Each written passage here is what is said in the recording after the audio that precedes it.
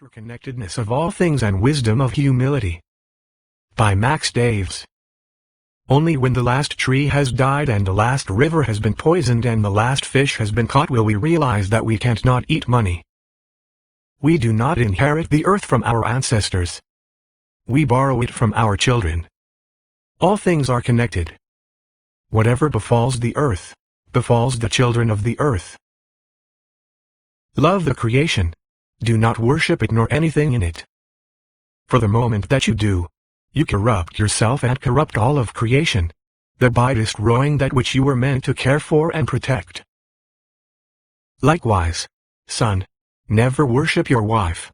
For the moment you do, the less a man you become and the less a woman you make her, corrupting your love while destroying your greatest treasure in this world. As it is for man and woman, so too it is for the nations and kingdoms of this world.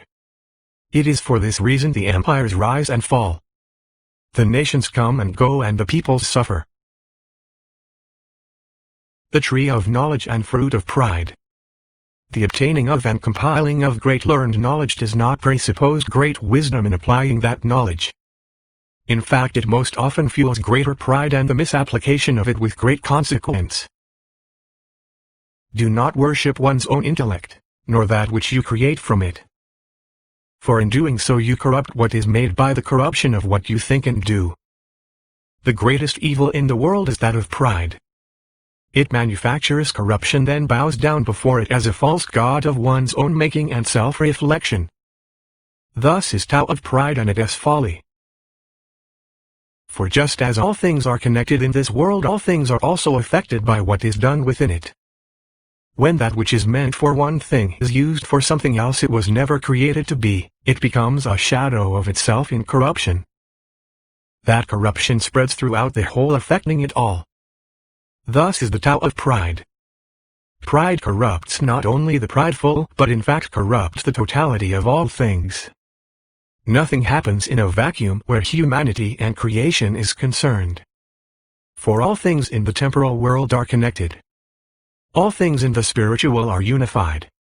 Both the physical temporal realm and the spiritual realm have a conflict being waged in them between the truth in its intended context, and that which seeks to deconstruct it in pride and malicious intent to use it corruptively. The fruit of pride is confusion and lies. Confusion among the nations and peoples is a symptom of a greater malady. Pride. Pride is the malicious code injected into the human experience which corrupts all things. Confusion is a function of taking something out of its original intended context, and misapplying it in a faulty context. That is precisely what a lie is. A lie is not the absence of truth, but rather a corruption of it by using truth out of its originally intended context, and misapplying it in pride wrongly. Thusly the end state as such of a person or a nation which is in the lie become the architects of their own demise, ensuring the truth in the phrase. Pride comes before a fall. One cannot be freed from the confusion without first admitting they are confused. Likewise, one cannot be freed from the tyranny of lies and deception without first seeing that they are in fact enslaved to, and serving a lie which will ultimately bring them to their destruction. Hence why we say sin corrupts. Corruption is a degrading of something that was once in its proper context, and moves to a positional state out of that original context towards confusion and fear. That is the Tao of pride and sin. It stands opposed to the divine logos yet depends upon it for its existence, even though it denies it and wars against it, taking the truth out of its context in positional pride to do its will rather than the will of God. Thusly why it brings destruction. The bitter fruits of pride. Accusation and unforgiveness. Look after each other, so that none of you fails to receive the grace of God. Watch out that no poisonous root of bitterness grows up to trouble you, corrupting many. Saint Paul. The name of the star is wormwood. A third of the waters turned bitter, and many people died from the waters that had become bitter. Saint John. Never succumb to the temptation of bitterness. Martin Luther King, Jr. As I walked out the door toward the gate that would lead to my freedom, I knew if I didn't leave my bitterness and hatred behind, I'd still be in prison. Nelson Mandela. Bitterness is a paralytic. Love is a much more vicious motivator. Sherlock. The Pharmakia of Apollyon. The birth of the dragon Tiamat from confusion. Eris/Rs, Rs/. Greek. Strife is the Greek goddess of strife and discord. Her name is the equivalent of Latin discordia, which means discord. Eris' Greek opposite is Harmonia, whose Latin counterpart is Concordia. Homer equated her with the war goddess Enyo, whose Roman counterpart is Bellona. The dwarf planet Eris is named after the goddess. An apple of discord is a reference to the golden apple of discord, Greek, which, according to Greek mythology, the goddess Eris, Gr. quotes strife, tossed in the midst of the feast of the gods at the wedding of Peleus and Thetis as a prize of beauty, thus sparking a vanity-fueled dispute among Hera, Athena, and Aphrodite that eventually led to the Trojan War. For the complete story, see the Judgment of Paris. Thus, apple of discord is used to signify the core, kernel, or crux of an argument, or a small matter that could lead to a bigger dispute. See Reverend 19, Dementia. The terrible goddess of confusion can turn loved ones into strangers, the proud into the pitiful, the simplest of tasks into ordeals that require impossible feats of heroism. Since childhood she has hated her elder sister Mosin, goddess of memories. Or sometimes, her favorite mage. She plucks a recollection from the post and hurls it into the present, so that the senile and confused have to grope abound in a world where memories and events flow battlingly in and with out of reach other. The pathology of inverted unified dysfunctional cause and effect. The inner condition of a man or woman informs their worldview and actions in this world. It is heart which informs the mind and the mind which observes the world. If one is in darkness of mind and heart, then their perspective is limited to that which is observed only on outward appearances. This is spiritual and intellectual blindness, and is a vulnerability to seeing the world as it actually is, regardless of position and educational level. False perception and latent pride conspires with gained knowledge in an individual, and is misapplied out of its intended context. Thusly, as such, is a corruption of the knowledge base and its application. This leads to negative consequences and micro to macro ripple effects which amplify the resulting feedback loop, aggregating with that of all others, walking in the Tao of pride, infecting the totality of all creation. The amplifying feedback loop of the Tao of pride. 1. Gained knowledge base. 2. Pride and arrogance. 3. False perception. 4. False assumptions. 5. Misapplied knowledge. 6. Corrupted actions and outcomes. 7. Micro to macro cascade effects and ripple effect. 8. Triggered blowback effects. 9. Corruption of all creation by influence effect. Bitter fruits of pride, the death of the authentic. The flaxy morbidity of these days is seen in how lies are elevated to the level of truth, and the truth is plundered to fashion the lies which seek to extinguish the very truth it needs to steal to keep itself in existence. In the end, the lies are all exposed by its dependence upon the truth.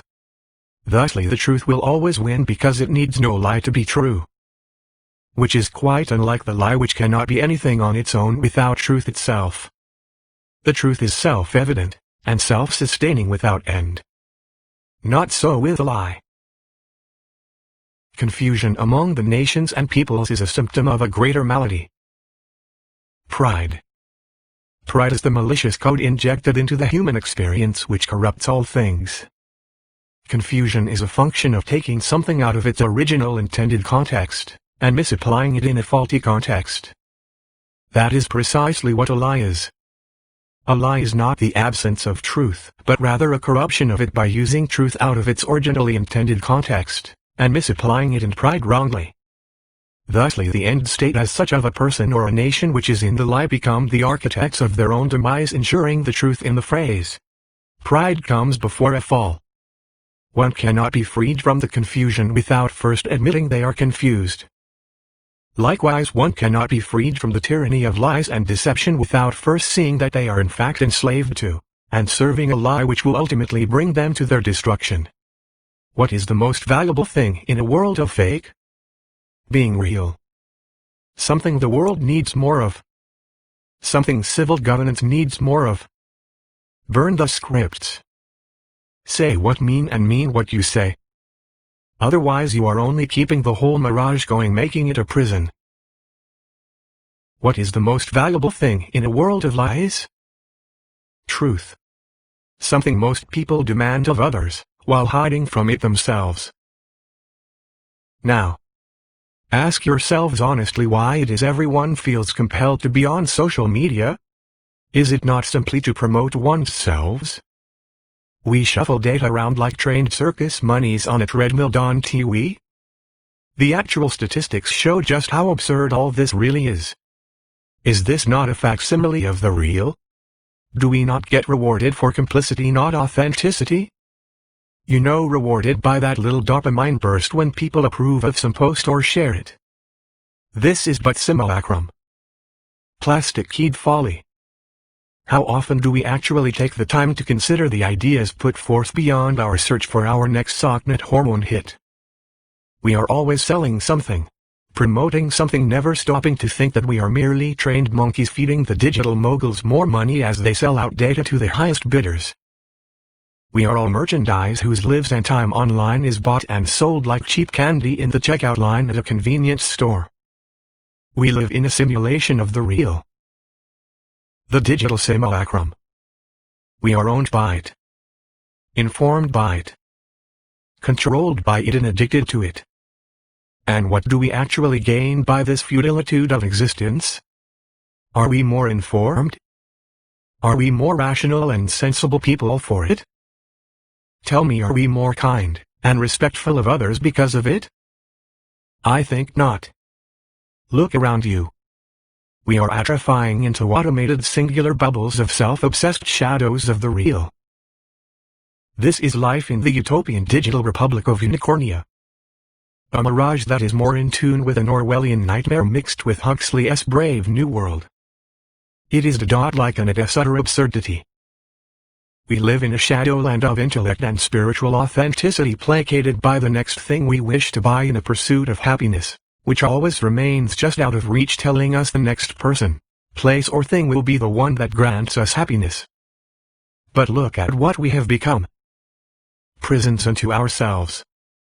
Echo chambers whose thoughts and ideas bounce off the walls of everyone else's echo chambers, filling our empty spaces with unintelligible noise. The cognitive dissonance is deafening as much as it is distorting in our digital fortresses. The sound of silence is terrifying to us, as would seem. For the noise is often more comforting than the lack of might possibly reveal. Yet without it we cannot hear one another. Only the noise of competing voices and emotive frequencies all jumbled up and mixed together with static. Confirmation bias of fear-driven self-derivatives. The either or both and conundrum. Most reality through the lens of the either or paradigm or the both and paradigm. What a conundrum for each. Both are doing the very things which they accuse the other of. A false absolutist thinking. What if the use of the two together are actually one unified contextually correct perspective? So it is with deductive and inductive, strategic and tactical, macro and micro perception. Use of one does not presuppose the absence or vital need of the other. It is out of these modalities false assumptions and confirmation bias do so find their genesis, continuance and ultimately their consequences. Worldview, context, logical active frameworks matter. The outworking. We accuse. We bitch. We complain. We post and we interact. But we rarely hear one another through the noise. What we do hear is often filtered through preconceived notions which stand guard at our ear gates. Thusly, when someone appears to be a liar, when they may have simply made a mistake. Why? Because it makes us feel better than others for a brief moment, allowing us to hide our own weakness, which if exposed might bruise our fragile egos veiled from public view by movie set like faux iron walls of self-righteousness. Now that is anything but living a real life. But fear keeps us doing it so we can get the next promotion or big deal. Welcome to the simulacrum. The pathology of the binary simulacrum. Neither side cannot maintain its delusion without creating conditions for self-referential validation. Thusly they accuse, slander and provoke a scapegoat, the other side, until the targeted scapegoat responds in blowback on the initial side, thereby unintentionally validating the initiator's distorted perceptions, allowing them to self-justify their original actions against the scapegoat in a self-referential internal false narrative. Manufactured blowback from the extremes. Starts on one side of the extreme of the polarity greater than, eventually triggers a dual cyclical downward spiral in the binary. Both sides of the binary engage in this. Both sides play the victim as they accuse, slander, dehumanize and victimize one another. Both sides provoke one another. They see the separation of powers, and the necessary checks and balances mechanism in the nation as an obstacle which they seek to dismantle. The result is lawlessness, unbridled corruption, suffering and destruction. Micro-macro inversion triggering.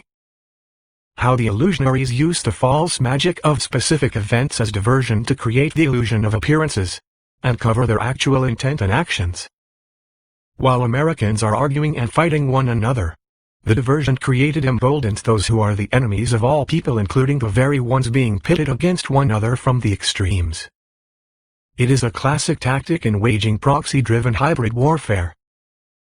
It weakens the opponent by using them against themselves while taking advantage of the chaos to achieve tactical and strategic objectives elsewhere. It is patterned and algorithmic in nature when seen in the broader context of the psychosocial, geopolitical and economic reality. The event-specific myopathy into focusing on the micros like a magician directs the attention of the audience into a narrow band, knowing that they are trying to figure out the trick. The magician uses that to actually trick them. So in looking for the trick, the audience is actually being tricked by a magician, who both counts on them to do so and so has diverted them in such a way as to deceive them using their own logic and perceptions against them to create the illusion, which then shocks the audience. Likewise, the malicious code does a similar thing in the micros, individuals, and macros. The nation-state, using diversion tactics, event triggering and confirmation bias to deceive both people and nations. As it is for people, so it is for nations. The entropy of the lie. Our foes are extremely clever. They are extremely adaptive and appear to always be one step ahead. But this too is but smoke and mirrors meant to demoralize and wear down. Knowing that people are, en masse, easily manipulated due to short attention spans, the fast pace of the high-tech world, basic day-to-day responsibilities and realities, the magicians of national and geopolitical illusion are able to socially engineer cause and effect triggering by hyper-focusing the public on specific news cycle events which act upon the divided collective consciousness of the nation as a means of diversion, furthering the malicious codes, macro level to micro deceptions. This takes on a life of its own as the feedback loops of the binary become mutually self-perpetuating with little active measures involved but to occasionally add additional fuel to the flame through increasing the propaganda flow to one or both sides of the extreme binary, which in fact are working in concert together from the extreme polarities to create the binary oppositional algorithmic downward spiral, attempting to bring all people towards their destruction as the nation atrophies and fractures to a point of terminal effect. Meanwhile, the nation's enemies use this to achieve their strategic and tactical goals, chief among these being the managed degrading of the nation to stand against them even as the nation is devoured and diminished exponentially in power and influence globally, allowing for power, wealth and influence to be siphoned off to the very ones who intend on replacing them for machinacious and corrupt reasons. It is an inherently beast-like paradigm here. The strategy is a form of unrestricted warfare, waged in secret until the targeted peoples, tribes and nations are subdued and subjugated to their enemies as slaves. The illusionaries even use their own plans and intents in a weaponized projective tactical as part of their weaponized narrative planted in the targeted country in a kind of macro-level displacement, transference and projective mechanism.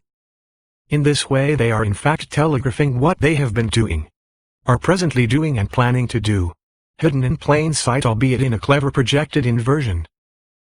Thusly you can see how the enemies of the out nation are in fact fully co-opted by the same malicious coding in its advanced state and goal. Tyranny in various autocratic constructs. The most obvious nation-state example of this is seen in the North Korean regime, and in dictatorial soft power autocratic regimes like Russia and China. They utilize the soft power approach only until such time as they have gained a critical mass of power, wealth and control. In doing so they have blinded themselves to their own vulnerabilities, which fuels their own fear from the position of their pride, which always precedes their fall by nature of their own decisions, which exposes them, and manufactures their eventual self-destruction. Greater than see the micro-macro influencers and effects mind maps. Contextual reality check. I don't reveal what I reveal in a vacuum of pure emotion, nor detached analytics. I am deadly accurate predicting trends, and their outcomes if course correction is not brought to bear. If people want solutions that work for both sides, we stand ready. If not, we will just as easily fight either or both sides until they are out of way, so we can do what needs to be done for the benefit of all people, even those who are in the way and accuse us. This is reality. We can come together in the middle ground and work together, or the consequences of not doing so will scale exponentially until both sides of the equation are not longer able to remain an obstacle to addressing these problems which are afflicting so many people, tribes, tongues and nations. We are past political wing mixtures and confirmation biases. We offer olive branches or the sword to both sides. We are thoughtful and rational people who want to focus on solutions, not remain ensnared in the manufactured futilitudes of the polarity. As it is for people, so too it is for nations. Max Daves.